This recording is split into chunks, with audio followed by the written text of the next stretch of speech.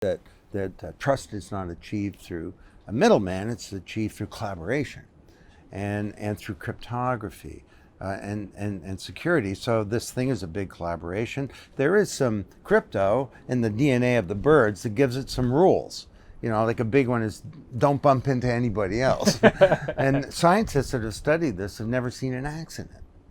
Thousands, tens of thousands of birds, inches from each other, flying in a giant column or spreading out like a big cloud or whatever.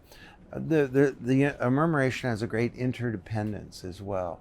If I'm talking to an executive CEO audience, I'll say, look, I think business can't succeed in a world that's failing. And you people need to step up to that fact. And if I was talking to Donald Trump, which will never occur, I would say that to him as well.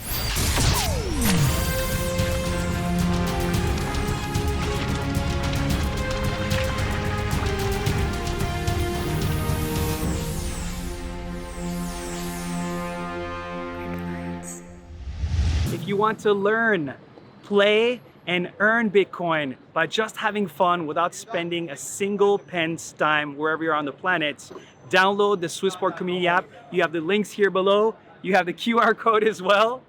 And on top of downloading the Swissport Community app, don't forget to check out Don Tapscott's blockchain course on Coursera. It's an amazing course if you want to learn further from this mastermind, this genius. The link is also here below. Thank you so much, guys, and check out the app and the course.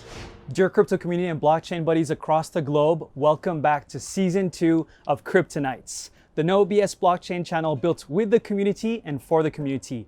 And today we have an amazing, mind-blowing guest, someone who has inspired millions of people across the globe and one of the most visited TED Talks in the history of blockchain, co-author, co-founder, and executive chairman of Blockchain Research Institute, the one and only Don Tapscott. It's a pleasure to have you, sir. Well, it's good to be here, Alex. Wow, this is overwhelming. I'm so happy to have you. You've inspired so many people. I was on the phone the other day with a good friend of mine, and he said, Don Tapscott, do you know that he's the reason why I left the traditional world of finance? So thank you so much for I don't get tired of hearing that. I hear a lot too.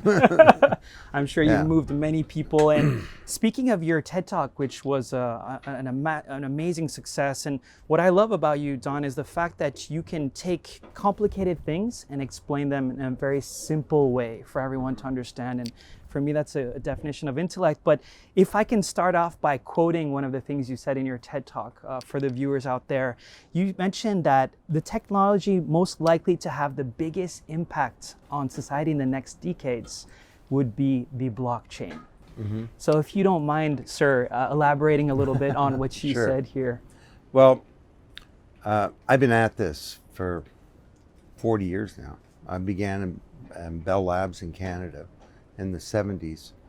And we were doing studies on multifunction workstations connected to a vast network of networks. And I wrote a couple of books about that in the 1980s that nobody read. I think my mother bought many of the copies. But, and then I wrote a couple of bestsellers, Paradigm Shift in 92 and The Digital Economy in 94. And I had to reflect on 25 years later what had occurred, because I was asked to write the 20th anniversary edition of The Digital Economy.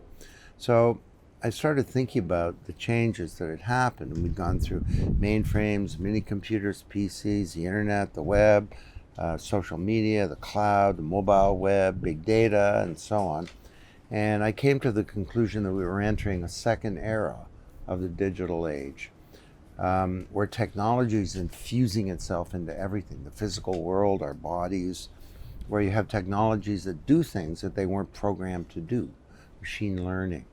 And all these other technologies, autonomous vehicles and the Internet of Things and drones and robots and so on. And the more I started thinking about it, and I started talking to my son Alex, the more we concluded that the foundational technology for all of this was in fact the underlying technology of crypto, blockchain. And that in many ways this would be more important or at least different in the sense that it's orthogonal to all these other technologies. It's the new operating platform for the 21st century enterprise. And at the heart of that was this notion that the internet is entering a second era. And for 40 years, we've had an internet of information. Now we're getting an internet of value, where anything of value, from money, securities, intellectual property, any asset, something of value that belongs to somebody, the data in our identities, music, art, votes. A vote's an asset, where these things can be managed, stored, transacted in a secure and private way.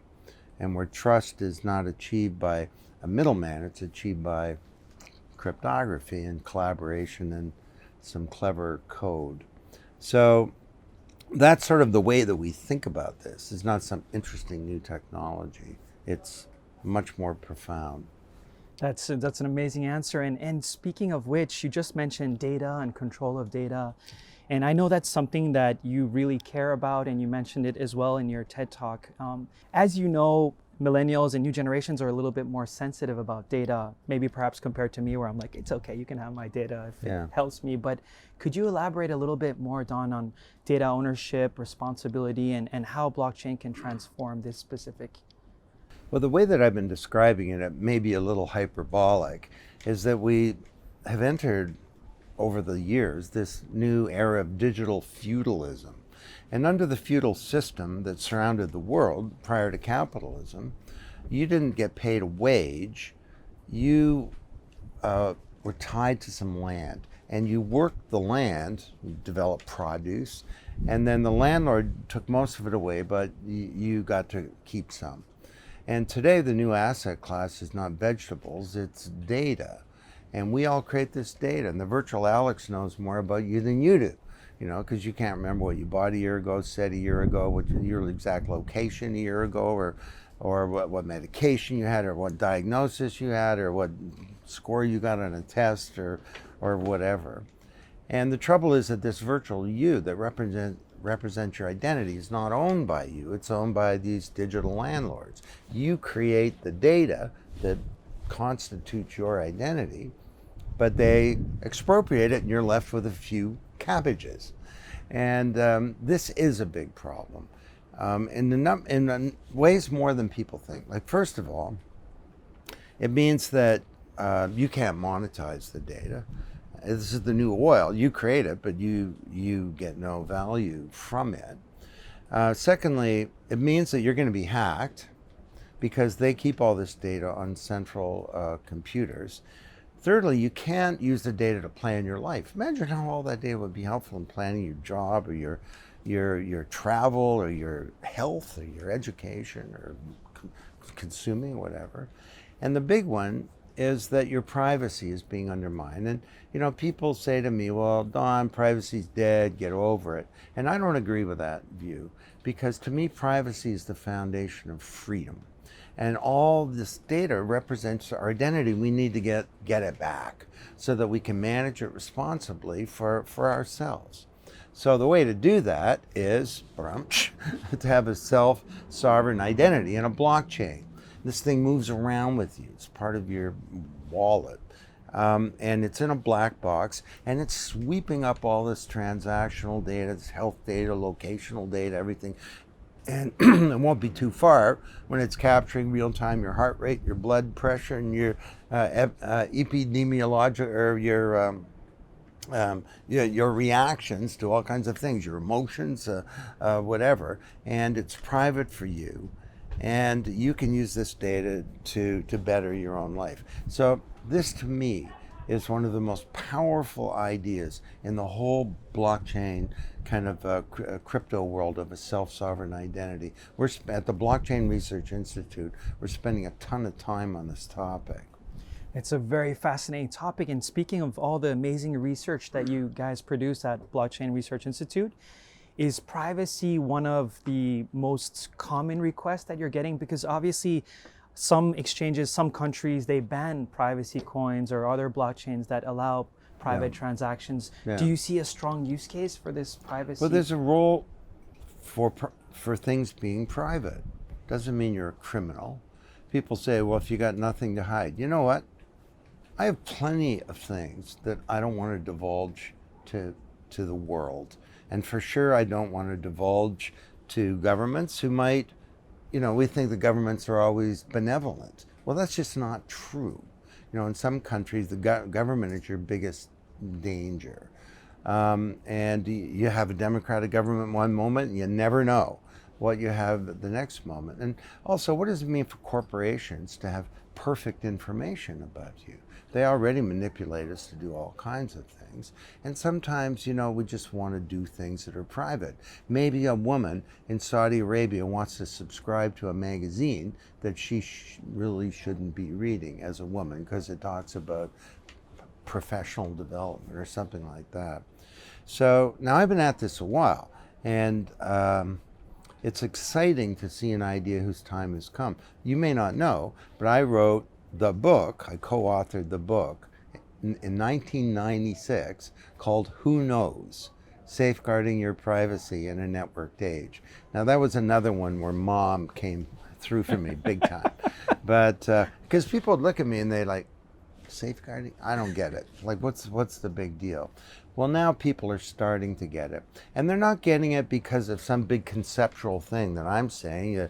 Hey, you're surfing, S-E-R-F-I-N-G. The internet is a feudal, surf.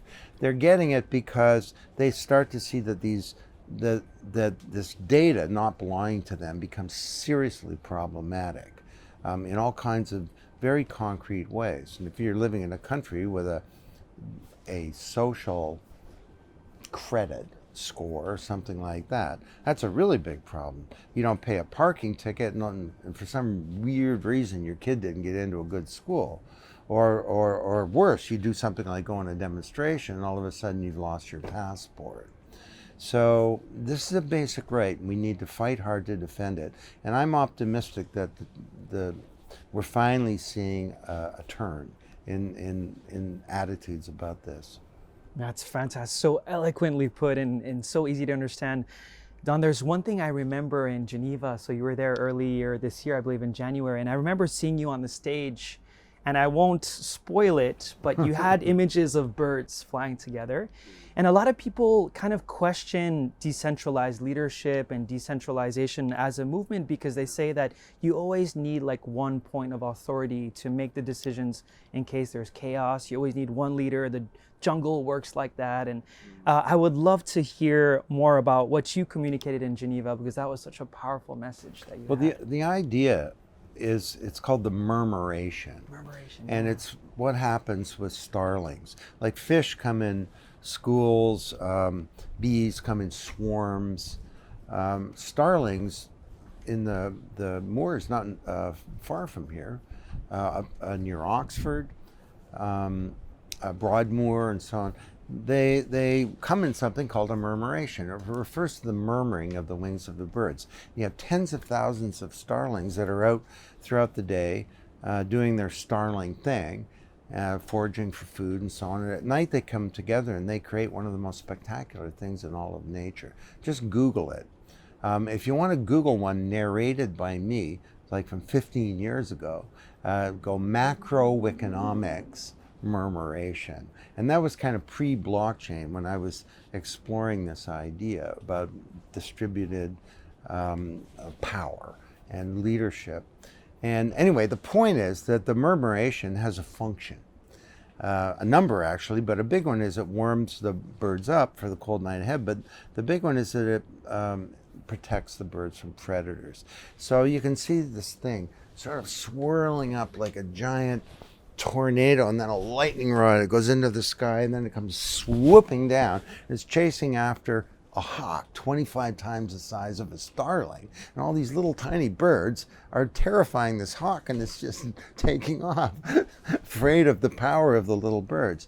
And it's not just a fanciful analogy, because the metaphor is a good one, that the principles that we describe in Blockchain Revolution behind blockchain, which by the way was one of my favorite sections of the book. It was, if we could get inside Satoshi's mind and understand the underlying principles that he, she, whatever had in solving this double spend problem, in creating Bitcoin, what would those principles be? Now, they've never been articulated by Satoshi, but we came up with these 7 principles, and they're reflected in many ways in this murmuration. There's the idea of I said that trust is not achieved through a middleman; it's achieved through collaboration. And through cryptography. This thing has a great kind of integrity, which is the foundation of trust. Because trust, what is trust? I asked myself that question when I wrote a previous book, like 20 years ago now. And it took me about 3 months to answer it. I read everything I could on trust, and I think I can say it in a sentence, that trust is the expectation that the other party will act with integrity, that they will do the right thing, that they'll be honest, that they'll be considerate of your interests, and that they'll abide by their commitment. Which is the amazing thing about what Satoshi did, is he created this trust protocol where I can trust you 100%, because you can't be dishonest with me in a transaction. You can't not abide by your commitments, and in the case of the murmuration, a little bird will go after a killer 25 times its size, because he knows that the other birds will have its back, that they will do the right thing. So we're studying nature to learn more about distributed forms of organization. And in something like that, there is leadership, but there's no one leader, and it kind of changes. And that's what we're going to need going forward. We're going to need this kind of structure and metabolism if we're going to solve many of the problems facing humanity today. It's incredible because, like you said, they come so close to each other and really close to hitting each other, but they never hit. And I found that to be a beautiful example of how distributed leadership is actually implemented. And that was absolutely fascinating. I have a follow-up question based on what you were saying. You were talking about the blockchain revolution, which is an amazing book. I have the digital version here. And in the book, you talk about how it's not just about finance. It's not just about working to find investment solutions, and you don't really explore that world that much, and talk about other use cases that you see where we can benefit through a token economy. Do you mind elaborating on which type of tokens or which fields do you think we really need blockchain to help us? Wow. Do we have a few hours?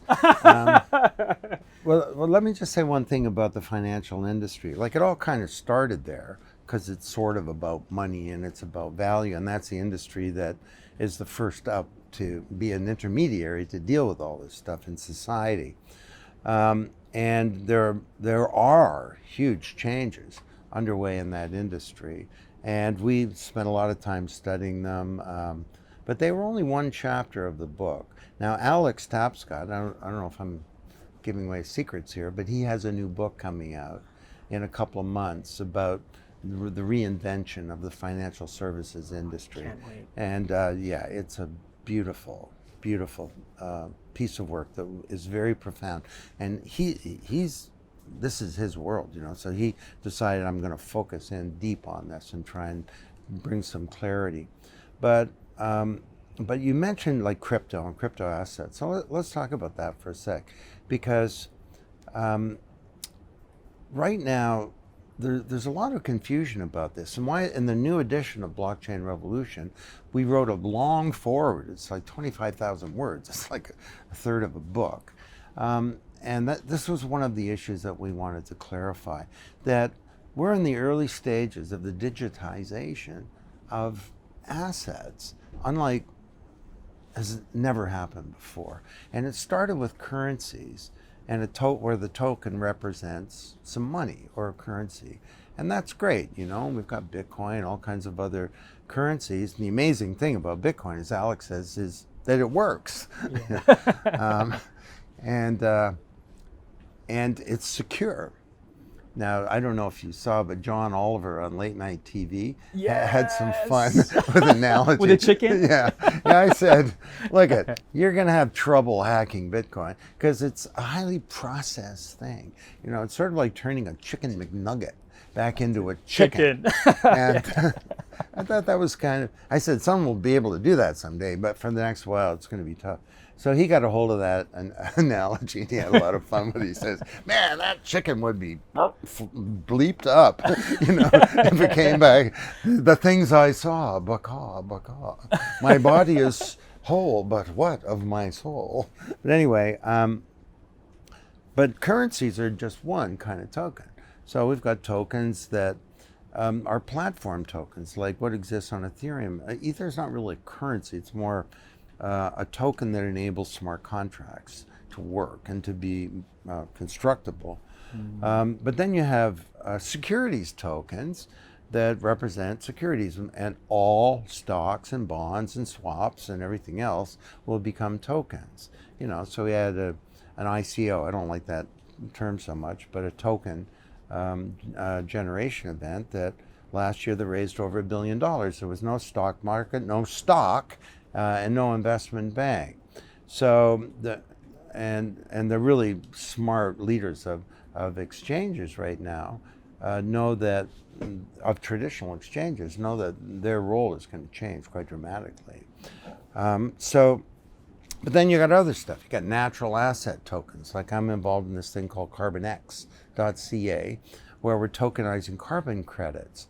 And this is a big problem, climate change. If you believe every scientist in the world except the 3 that were hired by traditional industries to lie, we need to mobilize planet Earth. We've been mobilized before around world wars, but we're on different sides. How are we going to get every company, every consumer, every kid in every schoolyard, every family, every product manufacturer to reindustrialize the planet? Well, I don't think it's going to happen because people like me or Al Gore, bless his heart, are giving more speeches. It's going to happen through economic incentives. So if you have a token that represents a carbon credit, you'll buy that carbon neutral espresso machine because you get the CarbonX tokens with it. And they're tokens. They have value. You can trade them. You can do stuff with them. They're fungible. And turn it into a fiat currency if you want. And that's just one of the things we're doing. We're also creating what we call zero footprints, and we own that brand, zero footprint ETFs and funds, where you can invest in a fund that's a high performing fund, but it's all the carbon has been offset. So anyway, I could go on. There are tokens that represent collectibles, like a kitty. The people who have either too much time on their hand or too great a love for cats. Anyway, but then you have tokens that represent like a fiat currency or a stable coin. So that this is really important to understand that there are these different types of tokens, and especially if you're an investor, obviously, but also if you're a regulator, because not everything is a security. Yeah. And right now, regulators all around the world say, whoa, that thing is walking, it must be a duck. I didn't hear it quack, but it must be a duck. And that's a huge impediment all around the world. These regulators are inhibiting innovation. So would it be safe to say that, some people believe that Bitcoin is a winner takes all? As you know, these days, a lot of Bitcoin maximalists are growing and believe that it's the death of altcoins, the death of utility tokens. Would it be safe to say that you disagree and you see different type of utilities that we can use? I think Bitcoin's amazing. And when it comes to a non-fiat currency, it's a very powerful thing. And there are all kinds of use cases for it beyond just investment. If you're in some country that has restrictions over capital flow, if you need a relatively stable store of value. You're in, I don't know, Argentina right now, where inflation is like a certain percent per day. Then there are real use cases. But to me, the biggest use cases for blockchain are not money.